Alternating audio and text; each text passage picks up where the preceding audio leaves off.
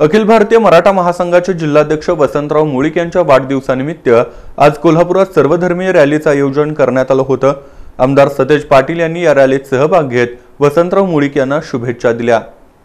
मराठा महासंघाचे जिल्हाध्यक्ष वसंतराव मुळीक हे गेल्या अनेक वर्षांपासून मराठा समाजाच्या प्रश्नांसाठी कार्यरत आहेत।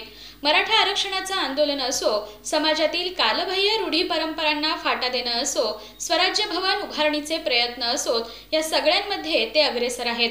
मराठा समाजाच्या प्रश्नांवर लढताना राजर्षी शाहूंचा समतेचा विचार कृतीत उतरवत त्यांनी सर्व जाती धर्माच्या लोकांनाही सोबत घेण्याचं काम केलंय।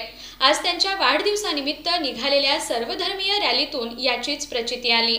दसरा चौकात राजर्षी शाहू महाराजांच्या पुतळ्याला पुष्पहार अर्पण करून रॅलीची सुरुवात करण्यात आली। या ठिकाणी आमदार सतेज पाटील यांनी वसंतराव मुळीक यांना शुभेच्छा देत मराठा समाजासाठीच्या त्यांच्या कामाचं कौतुक केलं। यावेळी विविध क्षेत्रातील मान्यवरांनी मुळीक यांच्या कामाचा गौरवपूर्ण उल्लेख करत त्यांना वाढदिवसाच्या शुभेच्छा दिल्या। यावेळी मनोगत व्यक्त करताना वसंतराव मुळीक यांनी वाढदिवसाच्या निमित्तानं सर्वधर्मीय रॅलीतून शहीदांप्रती कृतज्ञता व्यक्त करण्यात येत असल्याचं सांगितलं। गेल्या 20 वर्षांपासून मराठा समाजासाठी सुरू असलेला आपला लढा समाजाला पूर्ण न्याय मिळेपर्यंत सुरूच राहील अशी ग्वाही मुळीक यांनी दिली।